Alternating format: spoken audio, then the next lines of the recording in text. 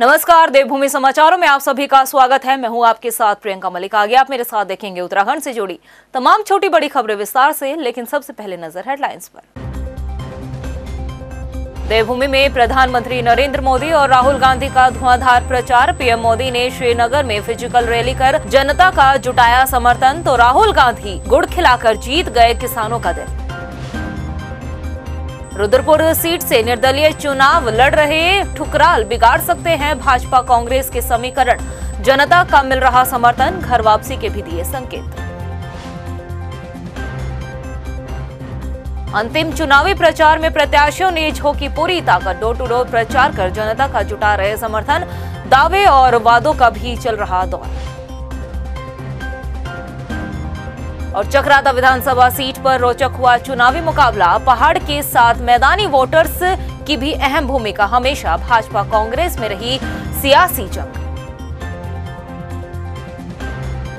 Headlines के बाद bulletin में खबरें विस्तार से। मतदान की तारीख नजदीक आने के साथ राजनीतिक दलों के शीर्ष नेताओं ने आज उत्तराखंड में धुआंधार प्रचार किया है। स्टार प्रचारक के तौर पर प्रधानमंत्री नरेंद्र मोदी ने श्रीनगर गढ़वाल में जहां चुनावी घोषणा के बाद पहली बार फिजिकल जनसभा को संबोधित कर जनता का समर्थन जुटाया, तो वहीं देवभूमि आए राहुल गांधी ने रुड़की के मंगलोर विधानसभा क्षेत्र और जागेश्वर में लोगों का दिल जीतने की पूरी कोशिश की है। देखिए खास रिपोर्ट। उत्तराखंड विधानसभा चुनाव को लेकर 14 फरवरी की तारीख नजदीक आते देख राजनीतिक दल पूरे जोश के साथ चुनावी प्रचार के रण में डटे हैं। गुरुवार को देवभूमि में प्रधानमंत्री नरेंद्र मोदी ने श्रीनगर गढ़वाल में चुनावी घोषणा के बाद पहली फिजिकल रैली को संबोधित किया। गढ़वाली भाषा में संबोधन शुरू कर प्रधानमंत्री मोदी ने कहा कि मन में इच्छा सच्ची हो तो भगवान जरूर पूरा करते हैं और भगवान केदार और बद्रीनाथ के आशीर्वाद से उनकी आज उत्तराखंड आने की ख्वाहिश पूरी हो चुकी है। उत्तराखंड का हर नागरिक जानता है मेरा इस देवभूमि से नाता क्या है। उत्तराखंड का हर नागरिक जानता है कि इस देवभूमि से मेरा लगाव कितना है।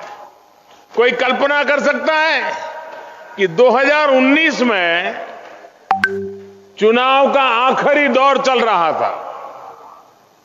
मैं खुद जिस काशी के चुनाव लड़ रहा था वहां पर मतदान होना था, लेकिन मेरा मन कर गया इस देवभूमि की माटी को माथे चढ़ाने का। यहां तो चुनाव हो गया था, यहां मतदान बाकी नहीं था। काशी में मतदान बाकी था, लेकिन बाबा केदार ने मुझे पुकारा और मैं फिर यहाँ चला आया था। भाजपा के दृष्टि पत्र को उत्तराखंड का दशक बनाने का दावा कर प्रधानमंत्री मोदी ने कहा कि इसमें यहाँ के युवाओं, महिलाओं, किसानों सभी के लिए संकल्प लिए गए हैं। इसके लिए प्रधानमंत्री ने प्रदेश भाजपा को बधाई भी दी।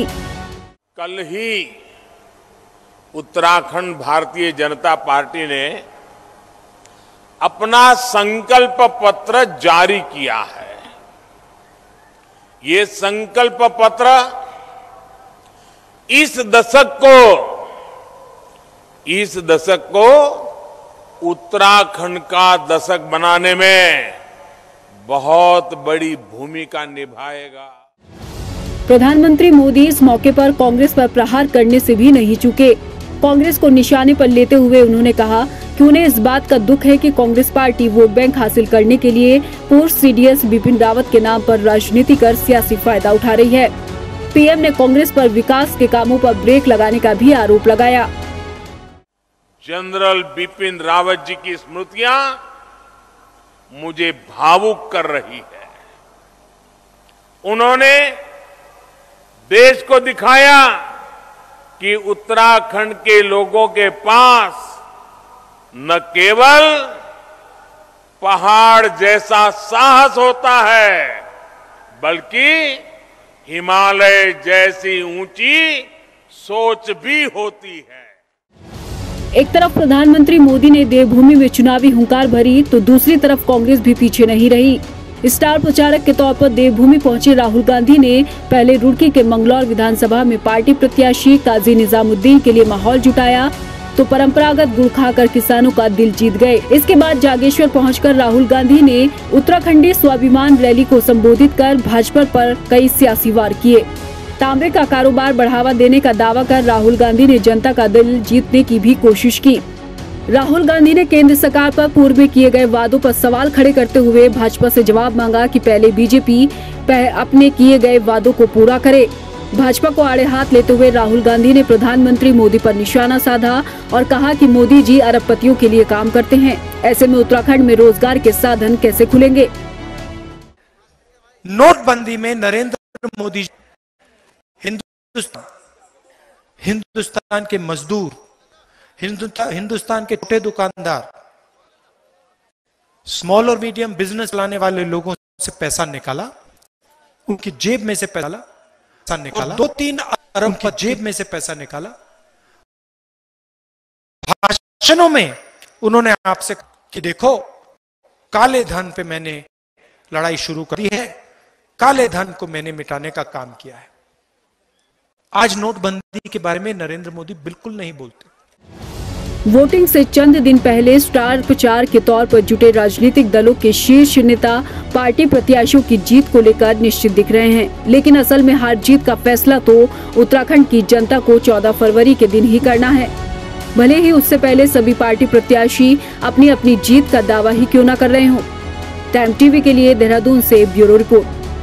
वहीं उत्तराखंड में राहुल गांधी की रैली को लेकर भाजपा ने भी निशाना साधा है। भाजपा के प्रदेश मीडिया प्रभारी मनवीर सिंह चौहान का कहना है कि मंगलौर में जिस तरीके से राहुल गांधी की जनसभा में कुर्सियां खाली रही और भीड़ जुटाना कांग्रेस के लिए मुश्किल हो गया, उससे कहा जा सकता है कि उत्तराखंड में कांग्रेस को अब जनता पूरी तरह से नकार चुकी है। हम सबको मालूम है पूरे देश से कांग्रेस विहीन हमारे देश होने जा रहा है और उत्तराखंड भी राष्ट्रवादी प्रदेश है और सब जानते हैं कि कांग्रेस के कार्य में क्या क्या है, उनका देश के प्रति क्या सोच है और किस जो विदेशी ताकतें हमारे देश में सक्रिय उनको सपोर्ट करती है। इसलिए उत्तराखंड की जनता राष्ट्रवादी जनता है और वो निश्चित रूप से भारतीय जनता पार्टी के पक्ष में मतदान करने वाले, निश्चित रूप से हम प्रचंड की बहुमत की सरकार बनाने जा रहे हैं। रुद्रपुर से कांग्रेस प्रत्याशी मीना शर्मा भी डोर टू डोर प्रचार कर रही है और जनता से संपर्क साधकर कांग्रेस पार्टी की रीति नीतियों से अवगत भी कराया जा रहा है। जनता के द्वार पहुंचकर मीना शर्मा कांग्रेस को मजबूत करने के लिए वोट अपील भी कर रही है। मैं अपने घर सिविल लाइन से जनसंपर्क करने के लिए बधाईपुरा जा रही हूँ।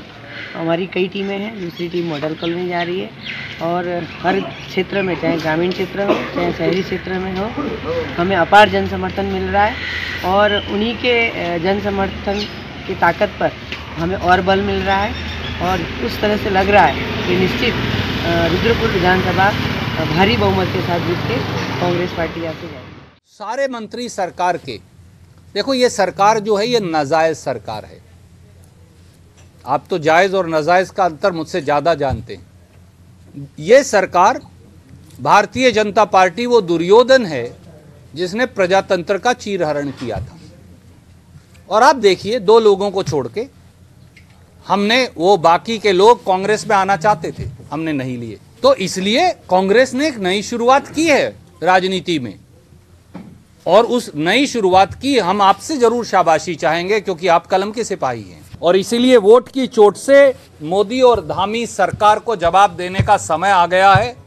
किसान भाजपा की हार में ही किसान और खेत मजदूर की जीत। हल्द्वानी पहुंचे कांग्रेस के वरिष्ठ नेता आचार्य प्रमोद कृष्णम ने कांग्रेस प्रत्याशी सुमित हृदेश के समर्थन में जनसभा की। उन्होंने लोगों से कांग्रेस को वोट देने की अपील की है। आचार्य प्रमोद कृष्णम ने कहा कि भाजपा सरकार ने पिछले 5 सालों में उत्तराखंड में कोई विकास कार्य नहीं किया बल्कि तुष्टीकरण की राजनीति करती रही, लेकिन इस बार सत्ता परिवर्तन होगा और कांग्रेस की जीत होगी। और उत्तराखंड में कांग्रेस पार्टी की आंधी चल रही है। इस आंधी में बीजेपी भुनगे की तरह उड़ जाएगी। उत्तराखंड के अंदर ये देवभूमि है, यहाँ हम पूरे बहुमत के साथ सरकार बनाएंगे और जिस तरह से उत्तराखंड का विकास कांग्रेस पार्टी की सरकारों ने पहले किया है उससे भी कई गुना ज़्यादा विकास हम उत्तराखंड का इस बार करेंगे। अंतिम प्रचार प्रसार में प्रत्याशी एडी चोटी का जोर लगा रहे हैं। भगवानपुर में भी कांग्रेस प्रत्याशी ममता राकेश के लिए जनता का समर्थन जुटाने पहुंचे कांग्रेस चुनाव कमेटी के अध्यक्ष हरीश रावत ने जनता से वोट अपील की है। इसके साथ ही हरदा को देख कार्यकर्ताओं का हुजूम उमड़ पड़ा। इस दौरान हरीश रावत ने चुडियाला से भगवानपुर तक रोड शो भी निकाला। साथ ही ममता राकेश की जीत का भी दावा किया है। आपको बता दें कि हरीश रावत ने विधानसभा चुनाव को जनता और भाजपा की लड़ाई बताया है। हर बार हमारे लिए बहुत जोश दिखा रहा है और ममता शानदार तरीके से जीत रही है और सभी कांग्रेस यहाँ हरिद्वार में विजयी बना रही है और बहुत अच्छे बहुमत के साथ बना रही है। ये लड़ाई जनता बनाम भारतीय जनता पार्टी है। हम तो निमित्त हैं। जैसे कृष्ण ने अर्जुन से कहा, हे अर्जुन, तू तो इस युद्ध में निमित्त मात्र है, बाकी काम तो मैं कर रहा हूँ। तो जनता हमारी सारथी बन करके कांग्रेस को विजय के रास्ते में ले जाए। वहीं झबरेड़ा से कांग्रेस प्रत्याशी वीरेंद्र प्रचार प्रसार कर रहे हैं और अपनी पार्टी के लिए वोट अपील भी कर रहे हैं। कांग्रेस प्रत्याशी वीरेंद्र का कहना है कि अगर कांग्रेस की सरकार बनती है तो प्रदेश में विकास की बयार बहेगी।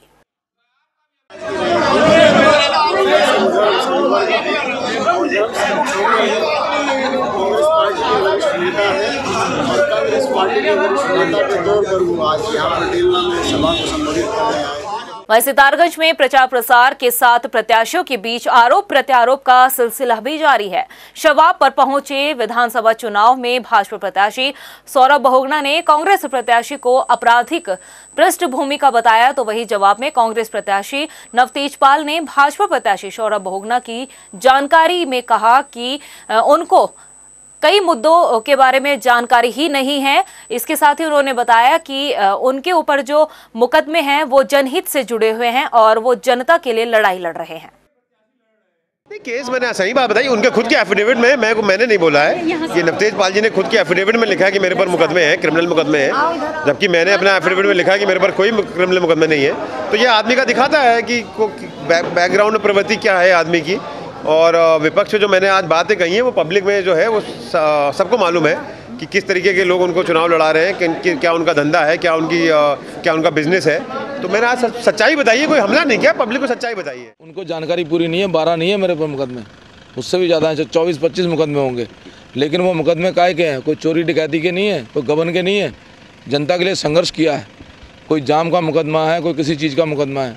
हमने आंदोलन किए हैं, आंदोलन के मुकदमे हैं और वो जनता के लिए आंदोलन किया हमने। 2022 की बिसात आज हम बात करेंगे चंपावत विधानसभा सीट की। भले ही चंपावत सीट कोई वीआईपी सीट नहीं है, लेकिन इस बार के विधानसभा चुनाव में आम आदमी पार्टी के मैदान में उतरने से भाजपा कांग्रेस के सियासी समीकरण कुछ गड़बड़ा गए हैं। देखिए हमारी खास रिपोर्ट। 2022 की बिसात में आज चंपावत विधानसभा सीट से हम आपको वाकिफ कराएंगे। चंपावत विधानसभा सीट पर कुल वोटर्स 96,016 हैं। इनमें पुरुष वोटर्स की संख्या 50,057 तो महिला मतदाताओं की संख्या 45,000 से पार है। इस सीट के विधानसभा चुनाव का इतिहास देखा जाए तो 2002 में कांग्रेस के हिमेश खरकवाल, 2007 में भाजपा के बीना महराना, 2012 में कांग्रेस के हिमेश खरकवाल और 2017 के विधानसभा चुनाव में भाजपा के कैलाश चंद्र गहतोड़ी यहां से विधायक चुने गए। 2022 की बिसात में इस बार चंपावत सीट से सिटिंग विधायक कैलाश चंद्र गहतोड़ी मैदान में हैं, तो कांग्रेस ने हिमेश खरकवाल पर दाव खेला है। वहीं पहली बार सियासी जमीन तलाश रही आम आदमी पार्टी की तरफ से मदन सिंह महर चुनावी रण में कूदे हुए हैं। अब तक राज्य में हुए विधानसभा चुनाव में भाजपा और कांग्रेस के दबदबे वाली इस सीट से बारी बारी से दोनों ही दल जीतते आए हैं, लेकिन सीधे मुकाबले के बावजूद इस बार आम आदमी पार्टी इस सीट पर चुनावी समीकरण बना और बिगाड़ सकती है। साल 2012 में बसपा के टिकट से दूसरे नंबर पर रहे मदन सिंह महर 2017 में भाजपा के साथ थे, लेकिन इस बार आप पार्टी ने उन्हें प्रत्याशी बनाकर मुकाबले को त्रिकोणीय बनाने में कोई कोर कसर बाकी नहीं रखी।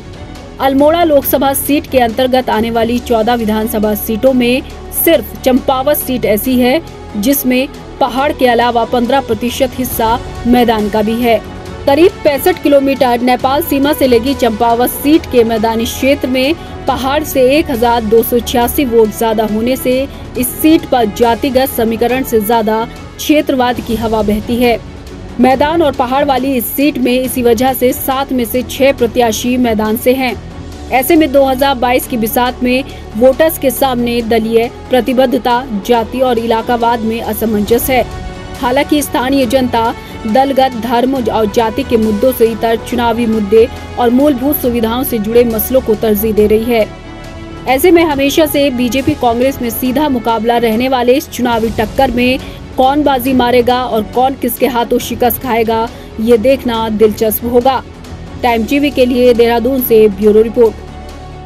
नैनीताल में कांग्रेस के राष्ट्रीय महासचिव रणदीप सुरजेवाला ने कांग्रेस प्रत्याशी संजीव आर्य के समर्थन में प्रचार प्रसार किया। अपने संबोधन में रणदीप सुरजेवाला ने भाजपा सरकार को महंगाई और बेरोजगारी के अलावा कई मुद्दों पर आड़े हाथों लिया। साथ ही भाजपा को हराना है, कांग्रेस को लाना है, इसका भी नारा दिया है। उत्तराखंड की सरकार 40,000 रुपया सालाना डायरेक्ट कैश ट्रांसफर करेगी और हमने हमारी बहनों से वादा किया है, आपसे भी, आपकी धर्मपत्नी से भी, आपकी बिटिया से भी, मेरी बिटिया से भी, कि मोदी जी कितना भी रेट बढ़ाएं, गैस सिलेंडर 500 रुपए में मिलेगा, बाकी पैसे कांग्रेस की सरकार। वहीं कांग्रेस के राष्ट्रीय महासचिव रणदीप सुरजेवाला हल्द्वानी पहुंचे, जहां उन्होंने कांग्रेस प्रत्याशी महेश शर्मा के पक्ष में प्रचार प्रसार किया और जनता से वोट अपील की है। जो लोग संस्कृति और संस्कारों का पैसा खा जाएं, क्या उनको उत्तराखंड की नुमाइंदगी का अधिकार है? 3 के 3 मुख्यमंत्री समेत धामी जी के खनन मित्र धामी को अब उन्होंने बनाया है। बालू रेत के माफिया को ये सरकार संरक्षण देती है, ये सरकार बदमाशों को संरक्षण देती है। ऐसी सरकार को चलता करने का समय आ गया है। महेश शर्मा सरीखे, ईमानदार और काबिल उम्मीदवार हमने इसलिए मैदान में उतारे हैं और बदलाव का ये कि ये ध्वजवाहक बनेंगे, ऐसा हमें विश्वास का मन बना चुकी है। वो कुछ भी कर लें, वो अब जनता उनके पक्ष में आने वाली नहीं है। जो ऑडियो वीडियो की आप बात कर रहे हैं, उनके भारतीय जनता पार्टी के लोग उनसे इतना नफरत कर रहे हैं कि ये वही लोग कर रहे हैं। वो हमें आज से 15 दिन पहले दिखाई गई और हमें इस्तेमाल करने के लिए कहा गया, लेकिन हमने हाथ जोड़ दिए। मैंने कहा हम ये काम नहीं करते, हम अपनी योग्यता के दम पर और जनता के विश्वास पे जीत हासिल करेंगे। वहीं उधर पिरान कलियर विधानसभा सीट से भाजपा प्रत्याशी मुनीश सैनी भी अपनी जीत के लिए जनता के द्वार पहुंच रहे हैं। क्षेत्र की समस्या को उठाते हुए वर्तमान विधायक पर भी निशाना साध रहे हैं। मुनीश सैनी का कहना है कि पिछले 10 सालों में क्षेत्र की समस्या जस की तस बनी हुई है, जनता थक चुकी है और इस बार बदलाव जरूर होगा। हमारे मतदाता हैं कलियर विधानसभा के, उनके अंदर इस हवन में अपनी आयुध डालने के लिए बहुत ही जोश भरा हुआ है और बड़े जोश के साथ में इस जो पूरे पर्व को हम लोग मना रहे हैं। और इस बार मैं आप लोगों को आश्वस्त करना चाहता हूं कि कलियर विधानसभा के अंदर कमल का फूल बहुत भारी मतों से विजयी होने वाला है। 14 फरवरी को होने वाले उत्तराखंड विधानसभा चुनाव की तैयारियां लगभग मुकम्मल हो गई है। पहाड़ी इलाकों में किस तरह की व्यवस्थाएं रहेंगी, इसके अलावा क्या कुछ बंदोबस्त किए गए हैं, निर्वाचन आयोग की तरफ से क्या कुछ मतदान को लेकर तैयारियां की गई है, इसी पर देखें हमारी खास रिपोर्ट। उत्तराखंड में 5वें विधानसभा चुनाव के लिए 14 फरवरी को मतदान होना है। लिहाजा दिन करीब आने के साथ साथ मतदान की तैयारियों को लेकर निर्वाचन आयोग भी तैयारियों में जुटा है। आयोग की तरफ से राज्य में वोटिंग को लेकर तैयारियां करीब मुकम्मल हो चुकी हैं। प्रदेश में 766 मतदान केंद्र बर्फबारी से प्रभावित इलाकों में हैं। मौसम बिगड़ने के साथ इन इलाकों में दिक्कतें पेश आ सकती हैं, मगर मौसम विभाग के पूर्वानुमान के मुताबिक 10 से 14 फरवरी तक मौसम साफ रहने के संकेत दिए गए हैं। मुख्य निर्वाचन अधिकारी सौजन्या ने जानकारी देते हुए बताया कि प्रदेश में 766 वोटिंग केंद्र बर्फबारी से प्रभावित क्षेत्रों में हैं। इनमें नैनीताल में सबसे ज्यादा 128, उत्तरकाशी में 113 और चमोली में 107 मतदान केंद्र शामिल हैं। आज के दिन में ऐसा कोई स्थल या जो जगह है वो नहीं है जहाँ पे इनएक्सेसिबल है, क्योंकि हम ऑलरेडी हमारा पोस्टल वोट्स जो है ना, जो 80+ और पर्सन्स विद डिसेबिलिटी, उनके लिए ऑलरेडी कर चुके हैं। ऑलमोस्ट 95% हमारा हो चुका है। वो उस टाइम पे जहाँ पे मतलब पहले भी थोड़ा बर्फ भी था तभी उनका मतलब शुरुआत हो गया, तो ऑलमोस्ट 5-6 डेज का पीरियड में अभी भी चल रहा है। तो हर जगह पे मतलब क्योंकि बूथ जहाँ है वहीं पे आसपास में उनका घर होगा, वहीं पे जाके हमने इसको ऑलमोस्ट 100% जिसने भी अप्लाई किया है करवाया है। एक्सेसिबिलिटी आज के दिन में 100% है। उत्तराखंड के इस विधानसभा चुनाव में देखा जाए तो कुल मतदाता 42,66,644 वोटर्स अपने मताधिकार का इस्तेमाल करेंगे। इनमें पुरुष वोटर्स की संख्या 42,38,890 है, तो वहीं महिला वोटर्स 39,32,995 हैं। अन्य वोटर्स 288 हैं, तो सर्विस मतदाताओं की संख्या 94,471 है। जबकि कुल बूथों की तादाद प्रदेश में 11,697 है। इनमें माइग्रेट बूथ की संख्या 24, तो वहीं 100 उम्र का आंकड़ा पार कर चुके वोटर्स की संख्या 1556 है। प्रदेश में अब तक 24,259 मतदाता पोस्टल बैलेट के जरिए वोट डाल चुके हैं। इनमें 11,129 निर्वाचन ड्यूटी वाले और 12,130 घर से मतदान करने वाले शामिल हैं। 5,860 बूथों पर वेबकास्टिंग भी की जाएगी। उत्तराखंड विधानसभा चुनाव में वोटिंग के लिए अब बस चंद दिन बाकी हैं। ऐसे में निर्वाचन आयोग भी अपनी मुकम्मल तैयारियों समेत वैकल्पिक व्यवस्था के साथ मतदान के लिए पूरी तरह से तैयार है। उम्मीद करते हैं कि राज्य के 5वें विधानसभा चुनाव के लिए मतदान की प्रक्रिया शांतिपूर्ण तरीके से और निष्पक्षता के साथ संपन्न होगी। टाइम टीवी के लिए देहरादून से ब्यूरो रिपोर्ट। प्रदेश की खबरों में इतना ही, फिर हाजिर होंगे कुछ खास खबरों के साथ। तब तक के लिए मुझे दे इजाजत, नमस्कार। देवभूमि में प्रधानमंत्री नरेंद्र मोदी और राहुल गांधी का धुआंधार प्रचार। पीएम मोदी ने श्रीनगर में फिजिकल रैली कर जनता का जुटाया समर्थन, तो राहुल गांधी गुड़ खिलाकर जीत गए किसानों का दिल। रुद्रपुर सीट से निर्दलीय चुनाव लड़ रहे ठुकराल बिगाड़ सकते हैं भाजपा कांग्रेस के समीकरण। जनता का मिल रहा समर्थन, घर वापसी के भी दिए संकेत। अंतिम चुनावी प्रचार में प्रत्याशियों ने झोंकी पूरी ताकत। डोर टू डोर प्रचार कर जनता का जुटा रहे समर्थन, दावे और वादों का भी चल रहा दौर। और चकराता विधानसभा सीट पर रोचक हुआ चुनावी मुकाबला। पहाड़ के साथ मैदानी वोटर्स की भी अहम भूमिका। हमेशा भाजपा कांग्रेस में रही सियासी जंग।